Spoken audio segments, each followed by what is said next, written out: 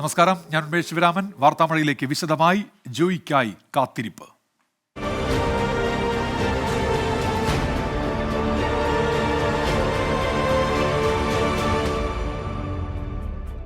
തിരുവനന്തപുരം ആമിഴഞ്ചാൻ തോട്ടിൽ കാണാതായ ശുചീകരണ തൊഴിലാളിയെ ഇതുവരെ കണ്ടെത്താനായില്ല. ഫയർഫോഴ്സ് സ്കൂബ ടീമും NDRF സംഘവും നടത്തിയ തെരച്ചിൽ താൽക്കാലികമായി നിർത്തിവെച്ചു. അഴുക്കുചാലിലൂടെ ശക്തമായി വെള്ളം പമ്പ് ചെയ്ത് മാലിന്യം പുറന്തള്ളാനുള്ള ശ്രമവും വിജയിച്ചില്ല. തമ്പാനൂർ റെയിൽവേ സ്റ്റേഷനിൽ നിന്നിപ്പോൾ അഖിൽ ഷാ അൻസാറാണ് വിവരങ്ങളുമായി തത്സമയം ചേരുന്നത്. അഖിൽ ഷാ, ഇപ്പോൾ ഫയർഫോഴ്സ് താൽക്കാലികമായി ദൗത്യം നിർത്തിവെച്ചിരിക്കുകയാണല്ലോ. ഇനി നേവി സംഘത്തിലാണല്ലോ പ്രതീക്ഷ. അവർ എപ്പോഴെത്തും? ഇന്ന് തെരച്ചിൽ പ്രതീക്ഷിക്കാമോ?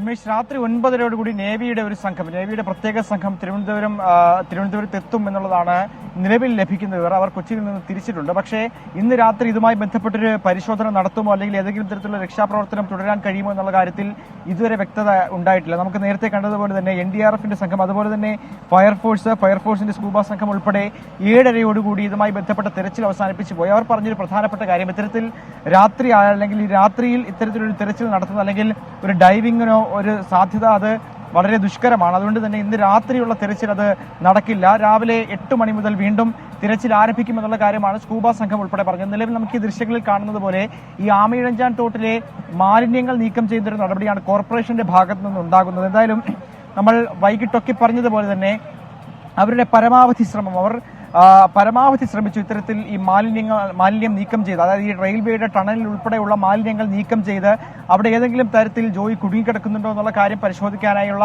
പരമാവധി ശ്രമവും അവർ നടത്തി. പക്ഷേ ഏറ്റവും വലിയ വെല്ലുവിളിയായി ഇപ്പോഴും തുടരുന്നത് ഈ മാറ്റം തോറും വീണ്ടും അടിഞ്ഞുകൂടുന്ന മാലിന്യങ്ങളാണ്. അത് ഈ നേരത്തെ ഇതുമായി ബന്ധപ്പെട്ടൊരു സ്കൂബ ഡൈവർ പറഞ്ഞ കാര്യം നമ്മൾ കേട്ടതാണ്. അതായത് അതിനുള്ളിലേക്ക് പോയാൽ അല്ലെങ്കിൽ വെള്ളം ഫ്ലഷ് ചെയ്ത്, അതായത് ഈ ടണലിലേക്ക് വെള്ളം ഫ്ലഷ് ചെയ്തിട്ട് പോലും ഇളകി വരാൻ കഴിയാത്തത്ര തോതിൽ മാലിന്യം അട്ടിക്കിടക്കുന്നു എന്നുള്ള കാര്യമാണ് നേരത്തെ ഒരു ഫയർഫോഴ്സ് ഉദ്യോഗസ്ഥനും അതുപോലെ തന്നെ സ്കൂബ സംഘത്തിലെ ആളുകൾ ഉൾപ്പെടെ പറഞ്ഞത്. ഇപ്പോൾ നമുക്ക് ഈ ദൃശ്യങ്ങളിൽ കാണുന്നത് പോലെ ആമിഴഞ്ചാൻ തോട്ടിലേക്ക് നോക്കിയാൽ കോരി മാറ്റും തോറും വീണ്ടും മാലിന്യം ഇങ്ങോട്ടേക്ക് വരുന്നൊരു കാഴ്ചയാണത്. ഇന്നലെ നമ്മൾ ടൺ കണക്കിന് മാലിന്യമാണ് ഇവിടുന്ന് കോരി മാറ്റിയത്. എന്നിട്ടും വീണ്ടും മാലിന്യങ്ങൾ ഇങ്ങോട്ടേക്ക് ഒഴുകിയെത്തുന്നു എന്നുള്ളതാണ് ഏറ്റവും പ്രധാനപ്പെട്ട കാര്യം. എന്തായാലും നിലവിൽ ഫയർഫോഴ്സിന്റെ തെരച്ചിൽ അവസാനിപ്പിച്ചിട്ടുണ്ട്. നാളെ ആയിരിക്കും ഇനി അവരുടെ തിരച്ചിലുണ്ടാവുക. നേവി സംഘം അത് തിരുവനന്തപുരത്തേക്ക് തിരിച്ചിട്ടുണ്ട്.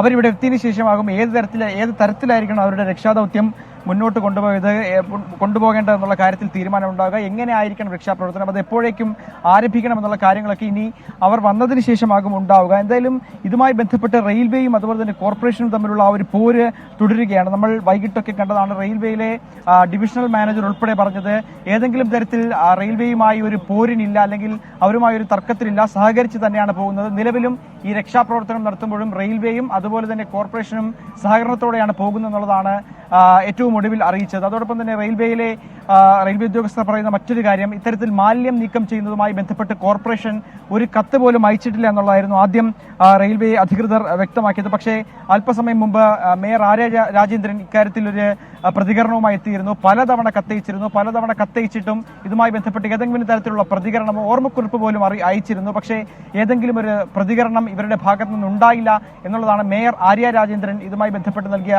മറുപടി. അതിന് പിന്നാലെ ഈ കോർപ്പറേഷൻ അയച്ച കത്തും, അതായത് ഈ മാലിന്യം നീക്കം ചെയ്യുന്നതിന് ആവശ്യപ്പെട്ടുകൊണ്ടുള്ള കോർപ്പറേഷൻ അയച്ച കത്തും മേയർ പുറത്തുവിട്ടിരുന്നു. അത്തരത്തിൽ റെയിൽവേയുടെ ഭാഗത്ത് നിന്ന് കോർപ്പറേഷനാണ് ഉത്തരവാദി എന്നുള്ളതും കോർപ്പറേഷന്റെ ഭാഗത്ത് നിന്ന് റെയിൽവേ ആണ് ഉത്തരവാദി എന്നുള്ള കാര്യത്തിലുള്ള ആരോപണങ്ങളും, അതുപോലെ തന്നെ ഇതിനിടയിൽ ഈ രക്ഷാപ്രവർത്തനത്തിനിടയിൽ തന്നെ പരസ്പരം പോരടിക്കുന്ന രീതി റെയിൽവേയുടെയും അതുപോലെ തന്നെ കോർപ്പറേഷന്റെയും ഭാഗത്ത് നിന്നുണ്ടാകുന്നു. അതോടൊപ്പം തന്നെ പ്രതിപക്ഷ നേതാവും അത്തരത്തിൽ തന്നെയായിരുന്നു മറുപടി. അതായത് സർക്കാരിന്റെ അല്ലെങ്കിൽ കോർപ്പറേഷന്റെ അനാസ്ഥയാണ് ഇത്തരത്തിലൊരു ദുരന്തമുണ്ടാകാൻ കാരണമായെന്നുള്ളതാണ് പ്രതിപക്ഷ നേതാവും വ്യക്തമാക്കുന്നത്. എന്തായാലും ജോയിക്കായുള്ള തെരച്ചിൽ അത് തൽക്കാലം ഇന്ന് ഫയർഫോഴ്സും സ്കൂബ ടീമും നിർത്തിവെച്ചിട്ടുണ്ട്. ഇനി നേവിയാണ് ഇങ്ങോട്ടേക്ക് എത്താനുള്ളത്. ഉന്മേഷ്.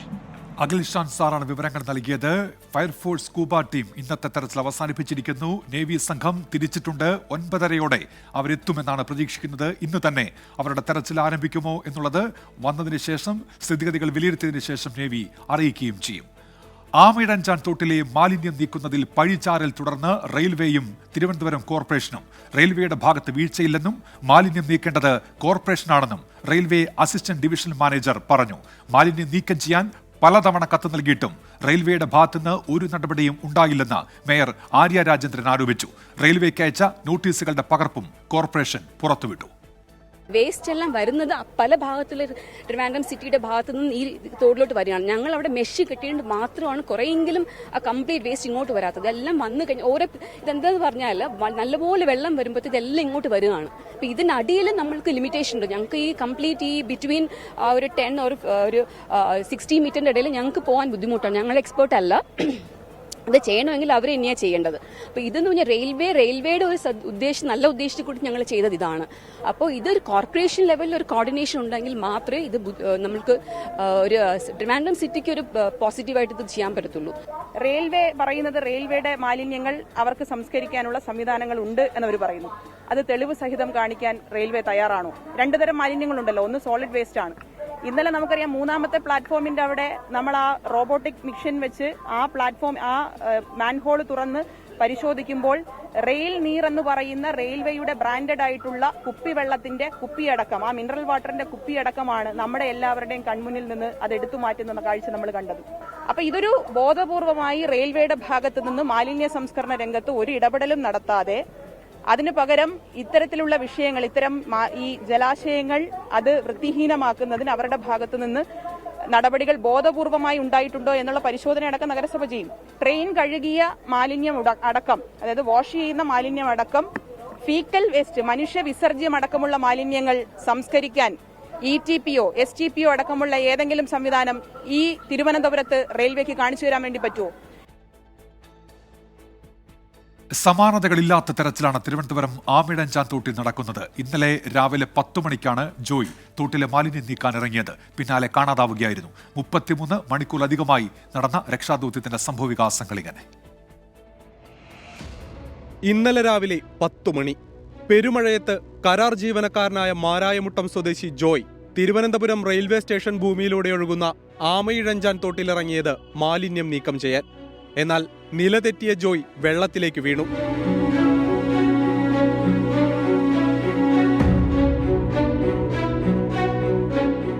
ആമയിഴഞ്ചാൻ തോട്ടിലിറങ്ങി ഫയർഫോഴ്സിന്റെ തെരച്ചിൽ.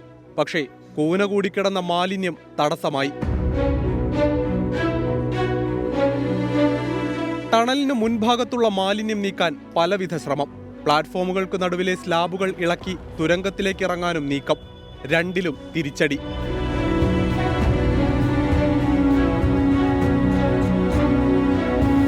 തോടിന് കരയിലെ ഇരുമ്പ് കൈവരികൾ തകർത്ത് JCB എത്തിച്ച് മാലിന്യം നീക്കി തുടങ്ങി.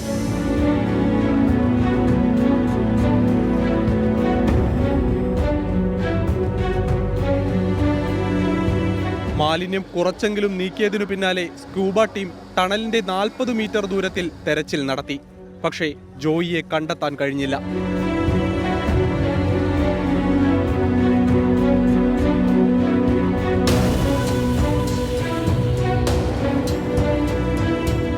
ജെൻ റോബോട്ടിക്സ് ടീം സംഭവസ്ഥലത്തെത്തി. പ്ലാറ്റ്ഫോമിലെ മാൻഹോളിൽ റോബോട്ട് ഇറക്കി. അതും ഫലം കണ്ടില്ല.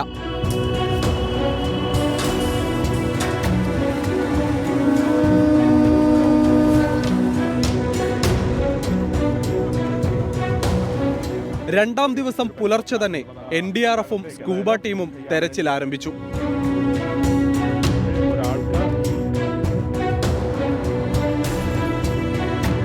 സ്കൂബ ടീമിലെ 3 അംഗങ്ങൾ മാൻഹോളിൽ ഇറങ്ങി തിരച്ചിൽ നടത്തി. 30 മീറ്ററോളം ഉള്ളിൽ കയറി പരിശോധിച്ചു. ഫലം നിരാശ തന്നെ.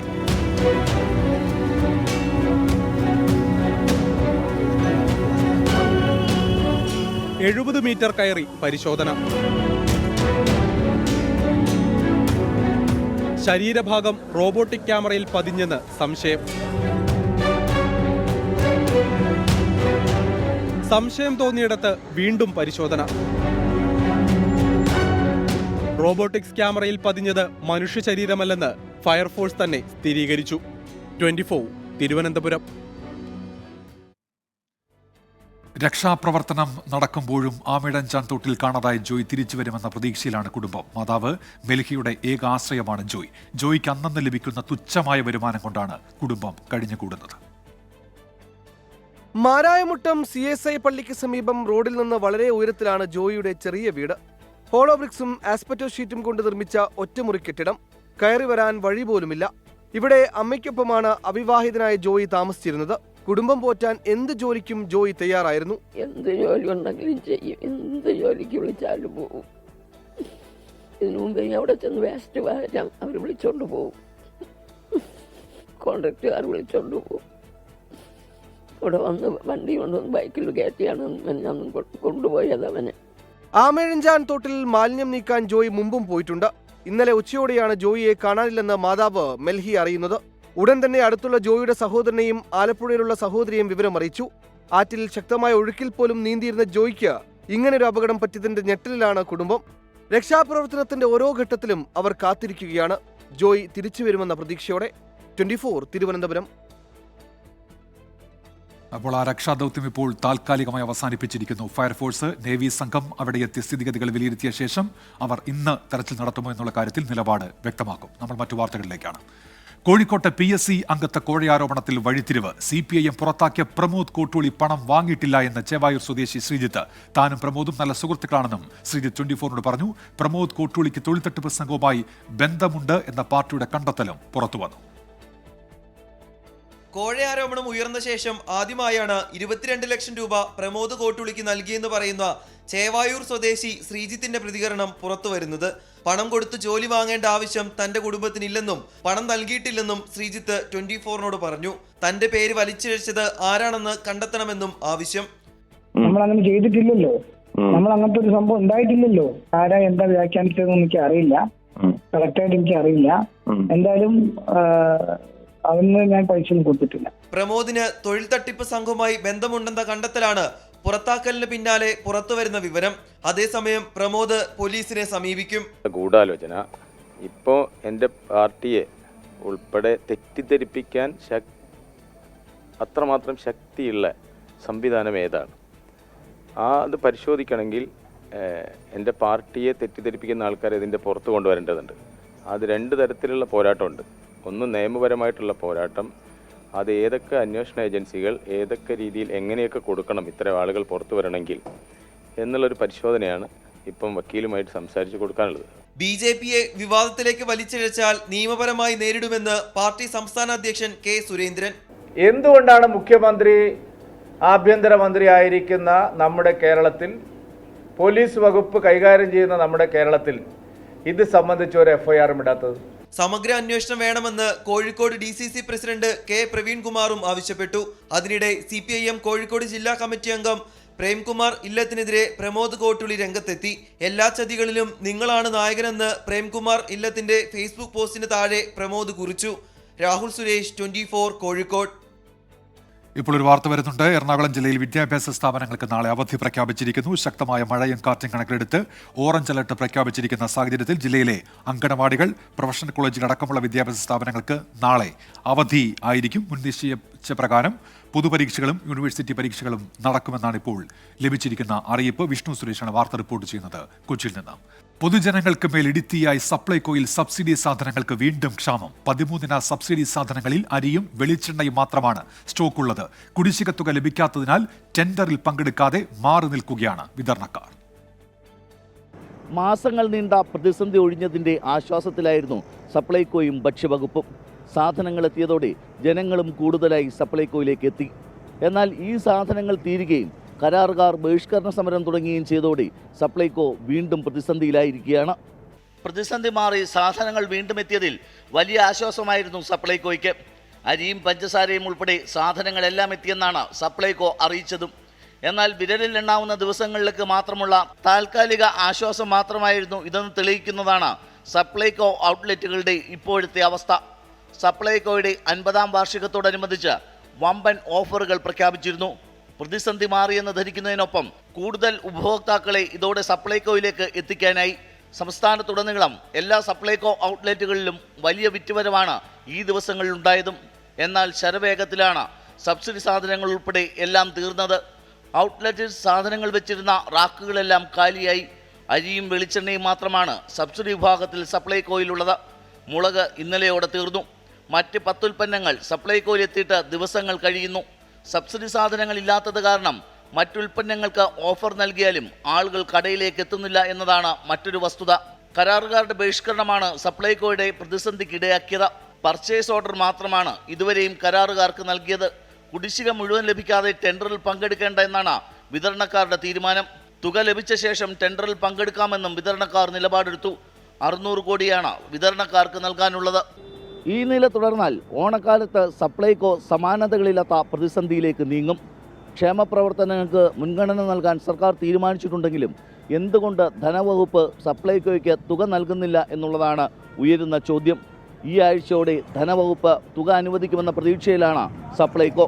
VA ഗിരീഷ്, 24, തിരുവനന്തപുരം. അമീബിക് മസ്തിഷ്ക ജ്വരം ബാധിച്ച് കോഴിക്കോട് ചികിത്സയിലുള്ള 14 വയസ്സുകാരന്റെ ആരോഗ്യനില കൂടുതൽ മെച്ചപ്പെട്ടു. കുട്ടിയെ ICUവിൽ നിന്ന് മുറിയിലേക്ക് മാറ്റി. തൃശൂരിൽ എലിപ്പനി ബാധിച്ച് യുവാവ് മരിച്ചു. വേങ്ങൂരിൽ മഞ്ഞപ്പിത്തം ബാധിച്ച് മരിച്ച അഞ്ജന ചന്ദ്രന്റെ മൃതദേഹം സംസ്കരിച്ചു. രോഗലക്ഷണങ്ങൾ പ്രകടമായ ഉടൻ തന്നെ ചികിത്സ ലഭ്യമാക്കാൻ കഴിഞ്ഞതും ജർമ്മനിയിൽ നിന്ന് മരുന്നെത്തിക്കാൻ സാധിച്ചതും കുട്ടിയുടെ ആരോഗ്യനില മെച്ചപ്പെടാൻ സഹായകരമായി എന്നാണ് വിലയിരുത്തൽ. അമീബയുടെ സാന്നിധ്യമില്ലെന്ന് സ്ഥിരീകരിക്കാൻ വീണ്ടും സാമ്പിൾ പരിശോധനയ്ക്ക് അയച്ചിട്ടുണ്ട്. പരിശോധനാഫലം അടുത്ത ദിവസം ലഭ്യമാകും. നിലവിൽ കുട്ടിയുടെ ആരോഗ്യനില പൂർണ്ണ തൃപ്തികരമാണ്. എലിപ്പനി ബാധിച്ച് ചികിത്സയിലായിരുന്ന യുവാവ് മരിച്ചു. ഒരുമനയൂർ ഒറ്റത്തെങ്ങ് മാവേലി റോഡിൽ കാഞ്ഞിരപ്പറമ്പിൽ വിഷ്ണുവാണ് മരിച്ചത്. തൃശൂർ മെഡിക്കൽ കോളേജ് ആശുപത്രിയിൽ ചികിത്സയിലിരിക്കെ ഇന്ന് രാവിലെയാണ് മരണം സംഭവിച്ചത്. വേങ്ങൂരിൽ മഞ്ഞപ്പിത്തം ബാധിച്ച് മരിച്ച അഞ്ജന ചന്ദ്രന്റെ മൃതദേഹം വീട്ടുവളപ്പിൽ സംസ്കരിച്ചു. മഞ്ഞപ്പിത്തം ബാധിച്ച് 75 ദിവസം വെന്റിലേറ്ററിൽ കഴിഞ്ഞ അഞ്ജന ഇന്നലെ ഉച്ചയ്ക്ക് 3:30ഓടെയാണ് മരിച്ചത്. ഇന്നലത്തെ കണക്ക് പ്രകാരം സംസ്ഥാനത്ത് പനിബാധിതരുടെ എണ്ണം 12,204 ആണ്. ഡെങ്കിപ്പനി ലക്ഷണങ്ങളുമായി 438 പേർ ചികിത്സ തേടിയിട്ടുണ്ട്. 24 കൊച്ചി. വാർത്താമഴയിലേക്ക് തിരികെ. കനത്ത മഴയെ തുടർന്ന് സംസ്ഥാനത്തെ 6 ജില്ലകളിലെ വിദ്യാഭ്യാസ സ്ഥാപനങ്ങൾക്ക് ജില്ലാ കളക്ടർമാർ നാളെ അവധി പ്രഖ്യാപിച്ചിരിക്കുകയാണ്. എറണാകുളം, തൃശൂർ, മലപ്പുറം, കണ്ണൂർ, കോഴിക്കോട് ജില്ലകളിൽ പ്രൊഫഷണൽ കോളേജ് ഉൾപ്പെടെയുള്ള എല്ലാ വിദ്യാഭ്യാസ സ്ഥാപനങ്ങൾക്കും, കാസർഗോഡ് ജില്ലയിൽ കോളേജുകൾ ഒഴികെയുള്ള വിദ്യാഭ്യാസ സ്ഥാപനങ്ങൾക്കുമാണ് അവധി. മുൻ നിശ്ചയിച്ച പ്രകാരമുള്ള പൊതുപരീക്ഷകൾക്കും യൂണിവേഴ്സിറ്റി പരീക്ഷകൾക്കും മാറ്റമുണ്ടാകില്ല. വിഷ്ണു സുരേഷ് ഇപ്പോൾ വിവരങ്ങൾ വായിച്ചിരുന്നുണ്ട്. വിഷ്ണു, അങ്ങനെ എറണാകുളം ഉൾപ്പെടെ 6 ജില്ലകളിലാണ് അവധി. വിവരങ്ങൾ. ഉന്മേഷ്, കനത്ത മഴ 4 ദിവസം തുടരുമെന്ന് മുന്നറിയിപ്പുണ്ട്. എറണാകുളം ജില്ലയിൽ നാളെ ഓറഞ്ച് അലർട്ടാണ്. ഈ ഒരു പശ്ചാത്തലത്തിലാണ് വിദ്യാഭ്യാസ സ്ഥാപനങ്ങൾക്ക് അവധി നൽകിയിരിക്കുന്നത്. പ്രത്യേകിച്ച് ഇന്നുൾപ്പെടെ കനത്ത മഴ ജില്ലയിൽ ഉണ്ടായിരുന്നു. ജില്ലയിലെ മലയോര മേഖലയിലും കടൽത്തീരം അല്ലെങ്കിൽ തീരപ്രദേശ മേഖലകളിലും ഒക്കെ അതീവ ജാഗ്രതാ നിർദ്ദേശം നൽകിയിട്ടുണ്ട്. അതുകൊണ്ടാണ് നാളെ പ്രത്യേകിച്ച് വിദ്യാഭ്യാസ സ്ഥാപനങ്ങൾക്ക് അവധി നൽകിയിരിക്കുന്നത്. ഈ പരീക്ഷകൾക്കും നാളെ മാറ്റമുണ്ടായിരിക്കുന്നതല്ല എന്നുള്ളതാണ് ഏറ്റവും പ്രധാനപ്പെട്ടത്. മുൻ നിശ്ചയപ്രകാരമുള്ള പൊതുപരീക്ഷകളും യൂണിവേഴ്സിറ്റി പരീക്ഷകളും നേരത്തെ നിശ്ചയിച്ച പോലെ തന്നെ നടക്കും. പ്രൊഫഷണൽ കോളേജ് ഉൾപ്പെടെയുള്ള സ്ഥാപനങ്ങൾക്കാണ് അവധി പ്രഖ്യാപിച്ചിരിക്കുകയും ചെയ്യുന്നത്. ഉന്മേഷം. വിഷ്ണു സുരേഷാണ് വിവരങ്ങൾ നൽകിയത്. 6 ജില്ലകളിൽ നാളെ വിദ്യാഭ്യാസ സ്ഥാപനങ്ങൾക്ക് അവധിയാണ് കനത്ത മഴയെ തുടർന്ന്. സംസ്ഥാനത്ത് 4 ദിവസം അതിശക്തമായ മഴയ്ക്ക് സാധ്യത. വടക്കൻ കേരളത്തിലെ മലയോര മേഖലയിൽ കനത്ത മഴയിൽ വ്യാപക നാശനഷ്ടം. മരങ്ങൾ കടപുഴകി, വാഹനങ്ങളും വൈദ്യുതി ലൈനുകളും തകർന്നു. തൃശൂർ ചന്ദ്രാപിന്നിയിൽ മിന്നൽ ചുഴലിയിൽ 2 വീടുകൾക്ക് കേടുപാടുണ്ടായി.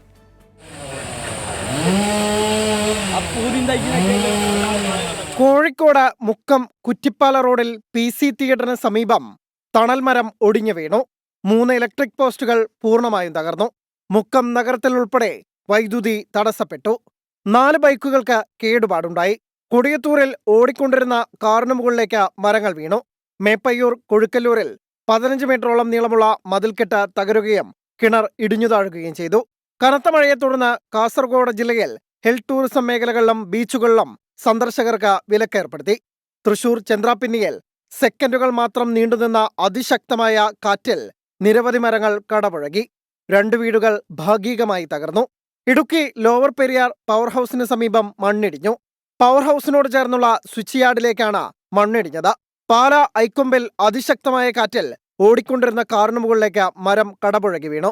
മലപ്പുറം, കണ്ണൂർ, കാസർഗോഡ് ജില്ലകളിൽ ഇന്ന് ഓറഞ്ച് അലർട്ടാണ്. ആലപ്പുഴ, കോട്ടയം, തൃശൂർ, ഇടുക്കി, എറണാകുളം, കോഴിക്കോട്, വയനാട് ജില്ലകളിൽ യെല്ലോ അലർട്ടും. നാളെ വടക്കൻ കേരളത്തിൽ അതിതീവ്ര മഴയ്ക്ക് സാധ്യതയുണ്ട്. മലപ്പുറം, കണ്ണൂർ, കാസർഗോഡ് ജില്ലകളിൽ നാളെ റെഡ് അലർട്ടാണ്. എറണാകുളം, തൃശൂർ, പാലക്കാട്, കോഴിക്കോട്, വയനാട് ജില്ലകളിൽ നാളെ ഓറഞ്ച് അലർട്ടും പത്തനംതിട്ട, ആലപ്പുഴ, കോട്ടയം, ഇടുക്കി ജില്ലകളിൽ യെല്ലോ അലർട്ടും പ്രഖ്യാപിച്ചിട്ടുണ്ട്. ശക്തമായ കാറ്റിനും മോശം കാലാവസ്ഥയ്ക്കും സാധ്യതയുള്ളതിനാൽ കേരള, കർണാടക, ലക്ഷദ്വീപ് തീരങ്ങളിൽ മത്സ്യബന്ധനത്തിന് വിലക്കേർപ്പെടുത്തി. News desk 24. Idukki lower Periyar power ഹൌസിന് സമീപം മണ്ണിടിച്ചിൽ. പവർ ഹൌസിനോട് ചേർന്നുള്ള സ്വിച്ച് യാർഡിലേക്കാണ് മണ്ണിടിഞ്ഞത്. ഇടുക്കി ബ്രഹ്മപുരം ഫീഡറുകളിലേക്കുള്ള വൈദ്യുതി ബന്ധം താൽക്കാലികമായി നിലച്ചു. രാഹുൽ വിജയൻ ഇപ്പോൾ ഇടുക്കിയിൽ നിന്ന് ചേരുന്നുണ്ട് വിവരങ്ങളുമായി. രാഹുൽ, വിശദാംശങ്ങൾ എന്തൊക്കെയാണ്? ഇടുക്കി ലോവർ പെരിയാർ പവർ ഹൌസിന് സമീപമാണ് ഈ മണ്ണിടിച്ചിൽ ഉണ്ടായിരിക്കുന്നത്. പവർ ഹൌസിനോട് ചേർന്നുള്ള സ്വിച്ച് യാർഡിൽ മണ്ണിടിഞ്ഞു. ഇടുക്കി ബ്രഹ്മപുരം ഫീഡറുകളിലേക്കുള്ള വൈദ്യുതി ബന്ധം താൽക്കാലികമായി നിലച്ചു എന്നാണ് വിവരം. കണ്ണൂരിൽ പെട്രോൾ പമ്പ് ജീവനക്കാരനെ കാറിടിപ്പിച്ച് കൊല്ലാൻ ശ്രമിച്ച പോലീസുകാരനെതിരെ വധശ്രമത്തിന് കേസ്. ആക്രമണം നടത്തിയ സന്തോഷ് കുമാറിനെ സർവീസിൽ നിന്ന് സസ്പെൻഡ് ചെയ്യും. ഇന്ധനം നിറച്ചതിന്റെ മുഴുവൻ പണവും നൽകാതെ പോകാൻ ശ്രമിച്ചത് തടഞ്ഞതാണ് ആക്രമണത്തിന് കാരണം.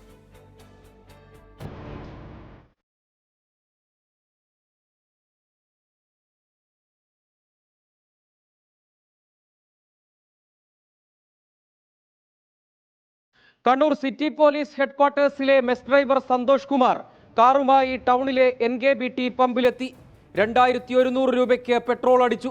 തുടർന്ന് 1900 രൂപ മാത്രം നൽകി പോകാൻ ശ്രമിച്ചു. പമ്പിലെ ജീവനക്കാരൻ പള്ളിക്കുളം സ്വദേശി അനിൽ അവശേഷിക്കുന്ന പണം കൂടി നൽകണമെന്ന് ആവശ്യപ്പെട്ടു. ഇതിന് കൂട്ടാക്കാതിരുന്ന പോലീസുകാരൻ ജീവനക്കാരനെ ഇടിച്ചു തെറിപ്പിക്കാൻ ശ്രമിച്ചു. ബോണറ്റിൽ പിടിച്ചിരുന്ന അനിലുമായി ഏറെ ദൂരം മുന്നോട്ട് പോയി. വാഹനം നിർത്തിയത് ട്രാഫിക് സ്റ്റേഷന് മുന്നിൽ. ഞെട്ടിക്കുന്ന അതിക്രമം. എവിടെ വരെ പോയി? ട്രാഫിക് പോലീസ് സ്റ്റേഷന്റെ അകത്ത് വരെ പോയി. ട്രാഫിക് പോലീസ് സ്റ്റേഷൻ അവിടെ വരെ പോയി. നല്ല ദൂരം പോയല്ലോ. എന്നിട്ട് പിന്നെ വണ്ടി നിർത്തിയോ പുള്ളി? ട്രാഫിക് സ്റ്റേഷൻ അയാൾ അവിടുത്തെ സ്റ്റാഫാന്ന് തോന്നുന്നു, അവിടെ നിർത്തി വണ്ടി. പരാതി കൊടുത്തോ സ്റ്റേഷനിൽ? എന്ത് പറഞ്ഞു അവര്? നടപടി എടുക്കുന്നുണ്ട്.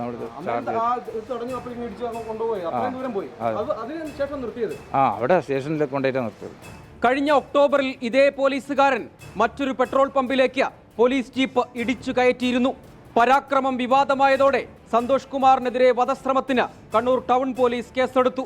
സസ്പെൻഷൻ അടക്കമുള്ള വകുപ്പ് തല നടപടികൾ സ്വീകരിക്കുമെന്ന് സിറ്റി പോലീസ് കമ്മീഷണർ വ്യക്തമാക്കി. 24 കണ്ണൂർ. ഡൽഹി GTB ആശുപത്രിയിൽ രോഗിയെ വെടിവെച്ച് കൊലപ്പെടുത്തി. വയറിലെ അണുബാധയ്ക്ക് ചികിത്സയിലായിരുന്ന റിയാസുദ്ദീൻ ആണ് കൊല്ലപ്പെട്ടത്. വൈകിട്ട് 4 മണിയോടെയാണ് ആക്രമണമുണ്ടായത്. 18 വയസ്സുകാരനാണ് പ്രതിയെന്ന് ഡൽഹി പോലീസ് പറഞ്ഞു. രോഗിയെ 4 തവണ വെടിവെച്ചതായും CCTV ദൃശ്യങ്ങൾ ശേഖരിച്ചു വരുന്നതായും deputy police commissioner Vishnukumar Sharma അറിയിച്ചു. കൊലപാതകത്തിന്റെ കാരണം വ്യക്തമല്ല. ഗജൂരി ഘാസിൽ നിന്നുള്ള റിയാസുദ്ദീൻ ജൂൺ 23-നാണ് ആശുപത്രിയിൽ അഡ്മിറ്റായത്. ഡൽഹി പോലീസ് കേസ് രജിസ്റ്റർ ചെയ്ത് അന്വേഷണം തുടങ്ങി. മണിപ്പൂരിൽ CRPF സംഘത്തിന് നേരെ വെടിവെപ്പ്. ജിരിബാമിലെ ആക്രമണത്തിൽ ഒരു CRPF ജവാൻ വീരമൃത്യു വരിച്ചു. പോലീസും CRPFും ചേർന്ന് നടത്തിയ പട്രോളിംഗിനിടെയാണ് വെടിവെപ്പുണ്ടായത്. സുരക്ഷാ സേന തിരിച്ചു വെടിവെച്ചതോടെ അക്രമികൾ കടന്നുകളഞ്ഞു. മേഖലയിൽ തെരച്ചിൽ നടക്കുന്നുണ്ട്. അതിനിടെ സുരക്ഷാ സേന ഇംഫാൽ ഈസ്റ്റ്, വെസ്റ്റ് ജില്ലകളിൽ നടത്തിയ തെരച്ചിലിൽ വൻ ആയുധശേഖരം പിടിച്ചെടുത്തു. AK-56 പിസ്റ്റളുകളും ഗ്രനേഡുകളും വെടിമരുന്നുകളുമാണ് കണ്ടെത്തിയത്. സംഭവത്തിൽ വിശദമായ അന്വേഷണവും തുടങ്ങി. തിരുവനന്തപുരം ആമയിഴഞ്ചാൻ തോട്ടിൽ കാണാതായ ശുചീകരണ തൊഴിലാളിയെ ഇതുവരെയും കണ്ടെത്താനായില്ല. തെരച്ചിലിനായി നാവികസേനാ സംഘം ഉടനെത്തും. നാവികസേനാ സംഘം എത്തിയാലും ഇന്ന് തെരച്ചിൽ നടക്കുമോ എന്നുള്ള കാര്യത്തിൽ വ്യക്തതയില്ല. തമ്പാനൂർ റെയിൽവേ സ്റ്റേഷനിൽ നിന്ന് MG പ്രതീഷ് ഇപ്പോൾ പുതിയ വിവരങ്ങളുമായി ചേരുന്നുണ്ട്. പ്രതീഷ്, നേരത്തെ തന്നെ ഫയർഫോഴ്സ് സ്കൂബ ടീം ഇന്നത്തെ തെരച്ചിൽ അവസാനിപ്പിച്ചതായി അറിയിക്കുകയുണ്ടായി. ഈ നേവി ടീം എപ്പോൾ എത്തും എന്നറിയാൻ കഴിയുന്നുണ്ടോ പ്രതീഷ്?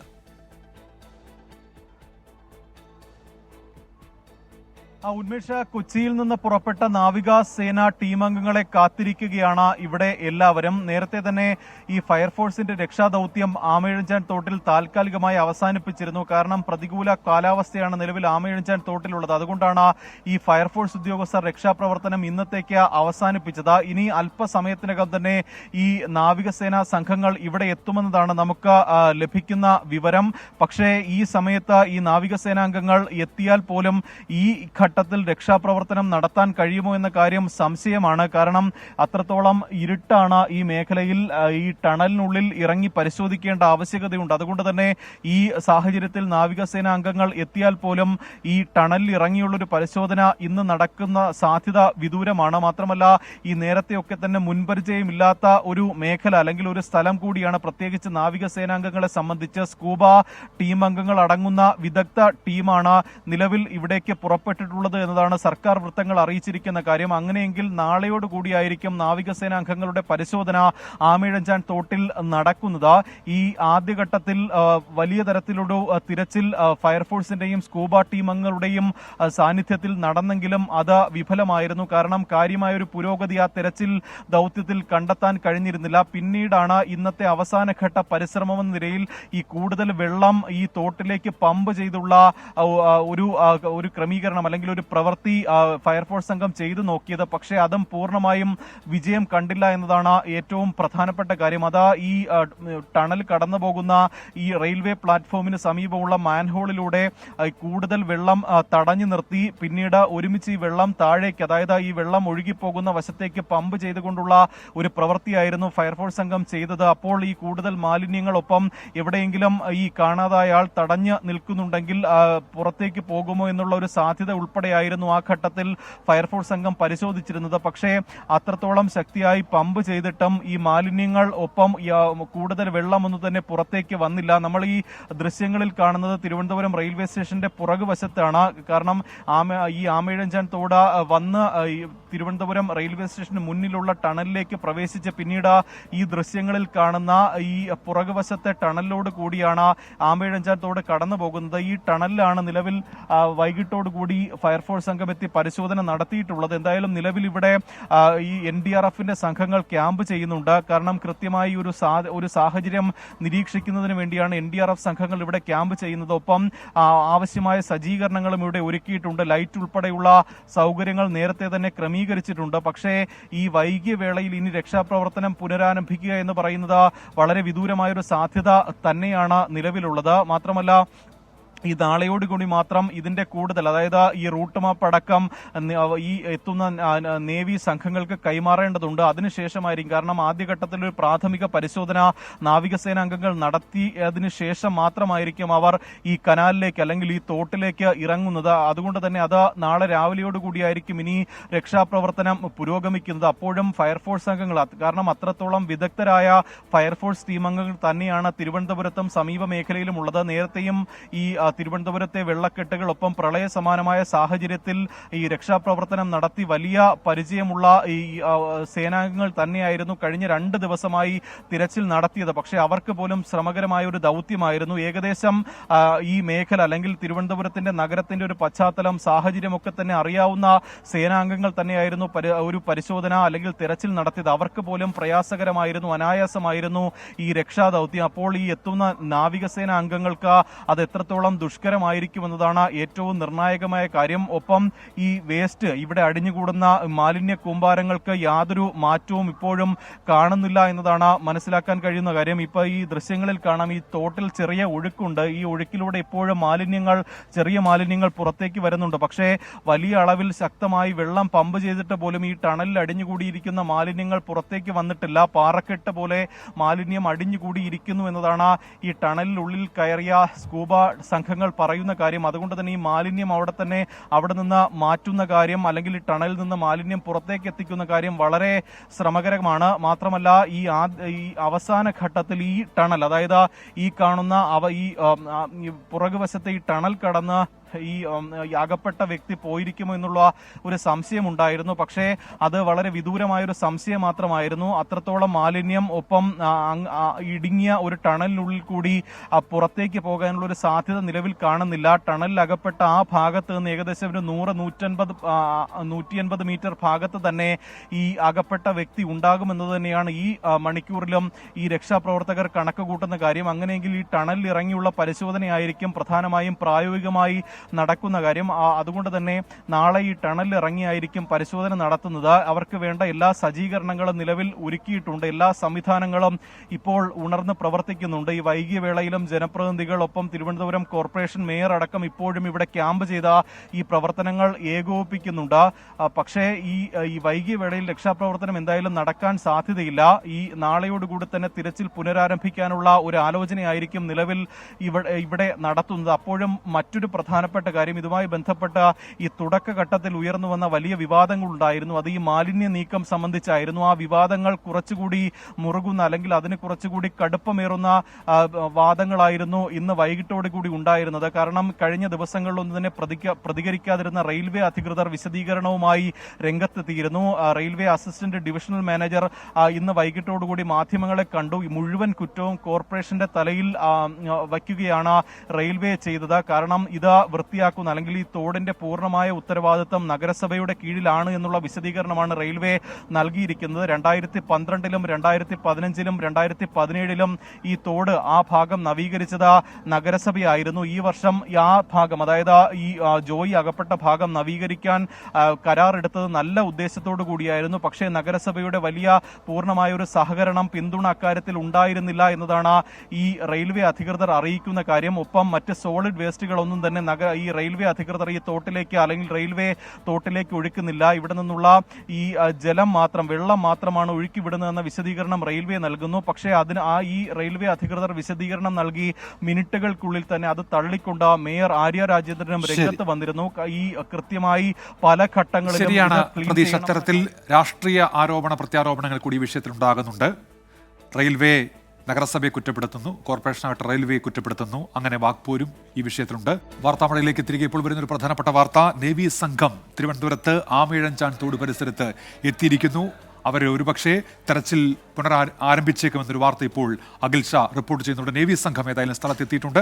അവർ സ്ഥിതിഗതികൾ വിലയിരുത്തിയ ശേഷം ഇന്ന് തന്നെ തെരച്ചിൽ ആരംഭിക്കുമെന്നുള്ള കാര്യം വ്യക്തമാക്കും. അമ്പലപ്പുഴ പോലീസ് സ്റ്റേഷനിൽ പോലീസും ഡിവൈഎഫ്ഐ CPM പ്രവർത്തകരും തമ്മിൽ തർക്കം. പൊതുസ്ഥലത്ത് മദ്യപിച്ചതിന് അറസ്റ്റ് ചെയ്തതാണ് തർക്കത്തിന് കാരണം. പോലീസുകാർ മർദ്ദിച്ചെന്ന് പ്രവർത്തകർ ആരോപിച്ചു. കുറ്റക്കാർക്കെതിരെ നടപടിയെടുക്കുമെന്നാണ് ഡിവൈഎസ്പിയുടെ ഉറപ്പ്. മനീഷ് മഹിബാലുണ്ട് ആലപ്പുഴയിൽ നിന്ന്. മനീഷ്, വിവരങ്ങൾ. ഉന്മേഷ്, ഈ സംഭവം ഉണ്ടാകുന്നത് ഇന്ന് വൈകിട്ടാണ്. ഇന്ന് വൈകിട്ട് കാറിലിരുന്ന് മദ്യപിക്കുകയായിരുന്ന ഒരു സംഘത്തെ പോലീസ് കസ്റ്റഡിയിലെടുത്തു.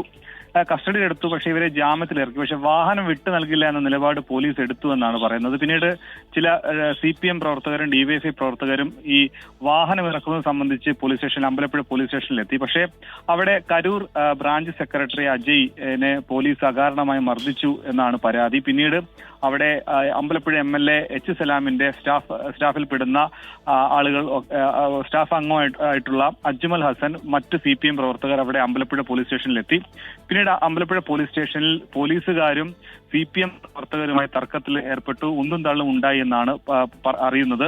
ഇതിൽ പോലീസ് നിലവിൽ ഈ പ്രവർത്തകർക്ക് 4 പേരെ കസ്റ്റഡിയിലെടുത്തു. സംഘം ചേർന്നതിനും ഒപ്പം തന്നെ പോലീസിന്റെ കൃത്യനിർവഹണം തടസ്സപ്പെടുത്തിയതിനും ഒക്കെ തന്നെ 2 കേസ് രജിസ്റ്റർ ചെയ്തു. പക്ഷേ പോലീസാണ് മർദ്ദിച്ചത്, അകാരണമായി യുവാക്കളെ മർദ്ദിച്ചു, നേതാക്കളെ കയ്യേറ്റം ചെയ്തു എന്ന് ആരോപിച്ചുകൊണ്ട് അവർ സ്റ്റേഷൻ മുൻപിൽ പ്രതിഷേധിച്ചു. പിന്നീട് CPM ജില്ലാ സെക്രട്ടറി R. നാസർ, ഒപ്പം തന്നെ അമ്പലപ്പുഴ MLA H. സലാം ഒക്കെ പോലീസ് സ്റ്റേഷൻ മുമ്പിലെത്തി.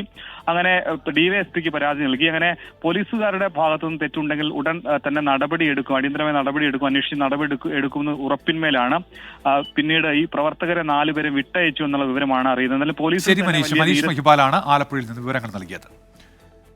വിഴിഞ്ഞം തുറമുഖത്തെത്തിയ മദർഷിപ്പ് സാൻ ഫെർണാണ്ടോയിലേക്ക് കണ്ടെയ്നറുകൾ തിരിച്ചു കയറ്റുന്ന ജോലി ആരംഭിച്ചു. തുറമുഖത്തിറക്കിയ 1930 കണ്ടെയ്നറുകളിൽ 607 എണ്ണം കപ്പലിൽ തിരിച്ചു കയറ്റും. നാളെ ഉച്ചയോടെയാണ് മദർഷിപ്പിന്റെ മടക്കം. ഇന്ന് ഉച്ചയോടെ ആരംഭിച്ച കണ്ടെയ്നറുകൾ തിരിച്ചുകയറ്റുന്ന ജോലി നാളെ രാവിലെ 11 മണിയോടെ പൂർത്തിയാക്കാനാകുമെന്നാണ് വിലയിരുത്തൽ. റീലോഡ് ചെയ്യുന്ന 607 കണ്ടെയ്നറുകളുമായി കൊളംബോയിലേക്കാണ് സാൻ ഫെർണാണ്ടോയുടെ യാത്ര. രാവിലെ 11 മണിയോടെ കണ്ടെയ്നറുകൾ തിരിച്ചുകയറ്റുന്നത് പൂർത്തിയാക്കാനാകുമെന്നാണ് വിലയിരുത്തൽ. റീലോഡിംഗ് പൂർത്തിയായാൽ 2 മണിക്കൂറിൽ കപ്പൽ തുറമുഖം വിടും. തുറമുഖത്തിറക്കിയ 1323 കണ്ടെയ്നറുകൾ ഫീഡർ ഷിപ്പുകൾ എത്തി മുംബൈ, ഗുജറാത്ത് തുറമുഖങ്ങളിലേക്ക് കൊണ്ടുപോകും. ആദ്യ ഫീഡർ ഷിപ്പ് മാരിൻ അസൂർ വൈകിട്ടോടെ വിഴിഞ്ഞത്തെത്തും. നിലവിൽ കപ്പൽ തുറമുഖത്തിന് അടുത്തുണ്ട്. രണ്ടാമത്തെ ഫീഡർ കപ്പലായ സീസ്പാൻ സാന്റോസ് തൊട്ടടുത്ത ദിവസം തുറമുഖത്തെത്തും. MSCയുടെ 400 മീറ്റർ പടുകൂറ്റൻ മദർഷിപ്പും ഉടൻ തുറമുഖത്തെത്തുമെന്നാണ് വിവരം. 24 തിരുവനന്തപുരം. ഇതോടെ വാർത്താമഴ പൂർത്തിയായിരിക്കുകയാണ്.